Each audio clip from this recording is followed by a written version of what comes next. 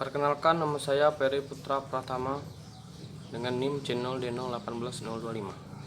Saya akan mempresentasikan konsep dasar akuntansi perpajakan. Dasar-dasar perpajakan terbagi menjadi 3, yaitu definisi pajak, 1 definisi pajak, 2 fungsi pajak, 3 jenis pajak. Baiklah, saya akan menjelaskan definisi pajak.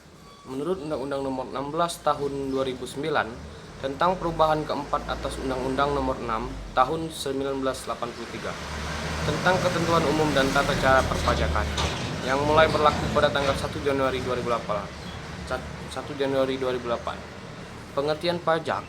Pajak adalah kontribusi wajib kepada negara yang terutang oleh orang pribadi atau badan yang bersifat memaksa berdasarkan undang-undang dengan tidak mendapatkan imbalan secara langsung dan digunakan untuk keperluan negara bagi sebesar-besarnya kemakmuran rakyat.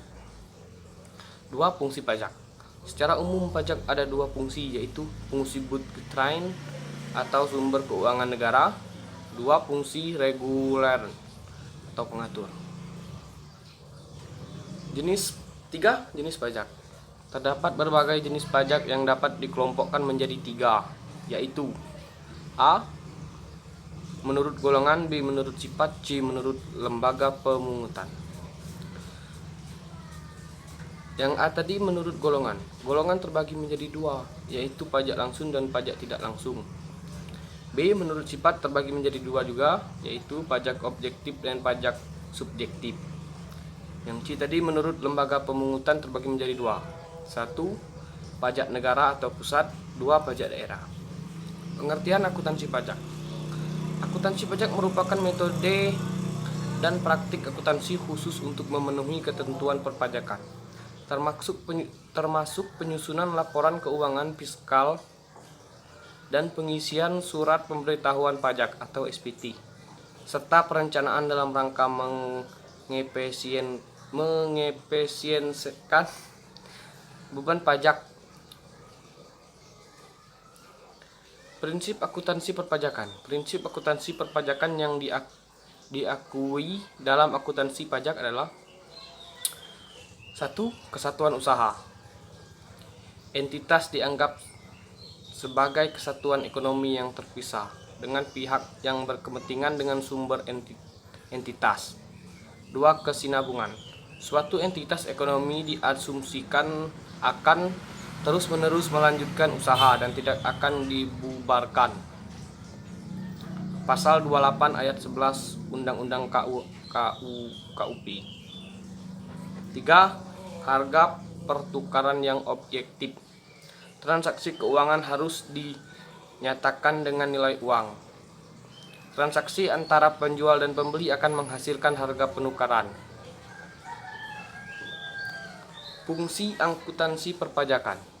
Fungsi akuntansi perpajakan adalah mengelola data kuantitatif untuk menyajikan laporan keuangan yang memuat perhitungan perpajakan, yang kemudian akan digunakan sebagai pertimbangan pengambilan keputusan. Peran akuntansi perpajakan dalam perusahaan. 1. Membuat perencanaan dan strategis perpajakan dalam artian positif. 2.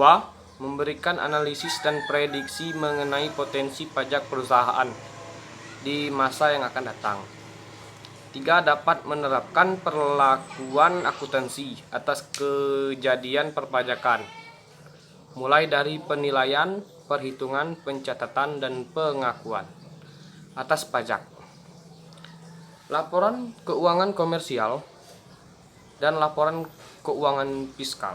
Laporan keuangan komersial adalah laporan yang disusun dengan prinsip akuntansi, bersifat netral atau tidak memihak.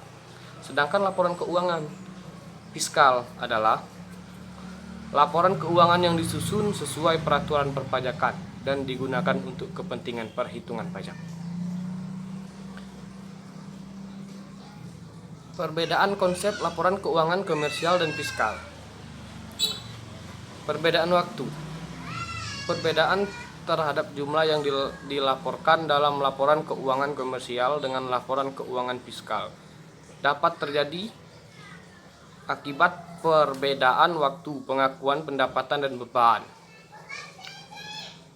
Beban yang menimbulkan beda waktu adalah perbedaan metode pengakuan terhadap piutang usaha, efek persediaan tagihan atau utang dalam valuta asing, harta berwujud dan harta tak berwujud. 2. Perbedaan tetap permanen. Perbedaan pengakuan suatu penghasilan atau biaya berdasarkan ketentuan peraturan perundang-undangan perpajakan dengan prinsip akuntansi yang bersifat permanen, yaitu memberikan kenikmatan atau natura, 2. Biaya jamuan tamu, 3. Sumbangan, 4. Rugi penarikan harta tetap dari pemakaian. Sekian presentasi dari saya. Mohon maaf apabila